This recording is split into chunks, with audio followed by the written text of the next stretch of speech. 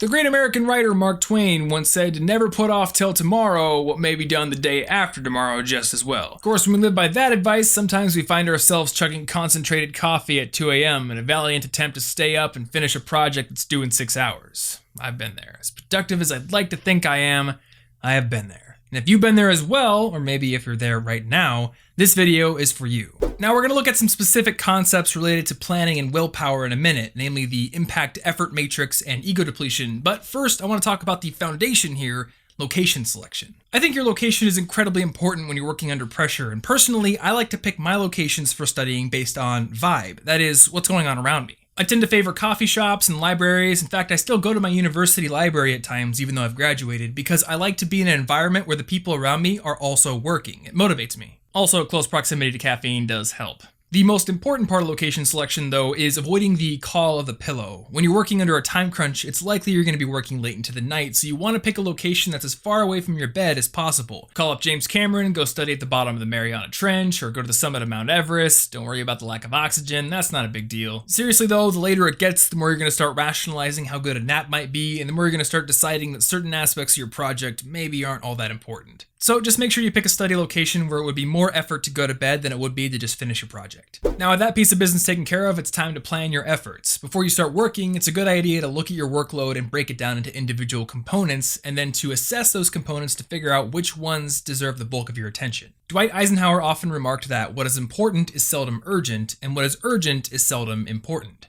In the book, The 7 Habits of Highly Effective People, Stephen Covey popularized the Eisenhower decision matrix, which is based on this principle. Within that matrix, tasks are categorized based on their importance and their urgency, and that matrix is used in a lot of time management systems, but when you're studying under a time crunch, everything can seem urgent. Because of that, the main factor you should be focusing on is importance, and to that end, we're going to use a similar but more fitting tool, which is called the impact effort matrix. Here, tasks are given scores based on their impact to the overall success of the project and the effort that it's going to take to implement them. To give an example of this, when I was a senior in college, one of my final projects was to build a web app, and my idea was to build something I called AM Panic. It was an app where you'd have to log in before a certain time each morning and tell the app you were awake, otherwise it would send an embarrassing email to someone like your mom. This app idea was actually the precursor to the early wake-up system I use now, which I detailed in this video, but when I was working on it, I found myself in a time crunch. So, to help me finish it on time, I broke the project down to the individual sections I needed to code and then prioritized them based on this impact effort matrix. The core functions, the code that ran the scheduling and email delivery systems, and the code that let the user tell the system they were awake,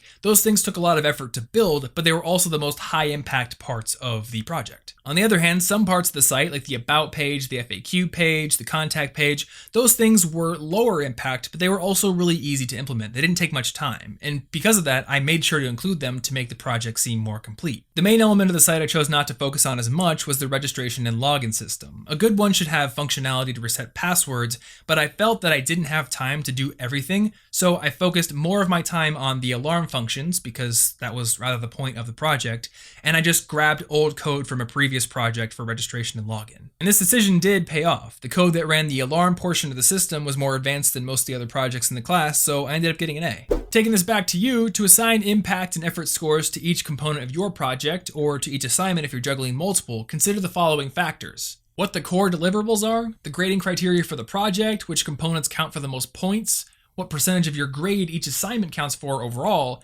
and how much each component will contribute to the knowledge you need to have for tests, which usually impact your grade the most. Once you've assigned a score to each component of the project, I think it's a good idea to tackle the ones that are the highest impact, but also the highest effort first. This is due to something called ego depletion, a phenomenon described in Daniel Kahneman's book, Thinking Fast and Slow. Citing research from the psychologist Roy Baumeister, he reveals that an effort of will or self-control is tiring. If you have to force yourself to do something, you're less willing or less able to exert self-control when the next challenge comes around.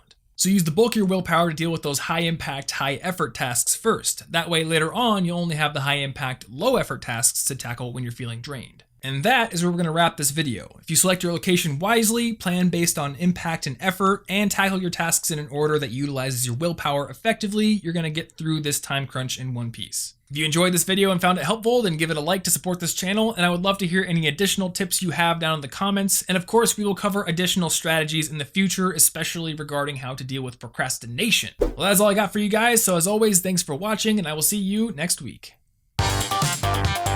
Hey guys, thanks so much for watching this video. If you want to get new ones on being a more effective student every single week, you can click that big red subscribe button right there. I also wrote a full-length book on earning better grades, and if you'd like to get a free copy of it, you can click the picture of the book to get one. You can also find a summary and additional resources at the companion blog post, which you'll find by clicking the orange logo right there. And in last week's video, we talked about what to do if you feel you have too many interests and need to prioritize your time, so check it out if you didn't see it. Lastly, if you want to connect or ask questions, I'm Tom Frankly on both Twitter and Instagram, or you can leave a comment below.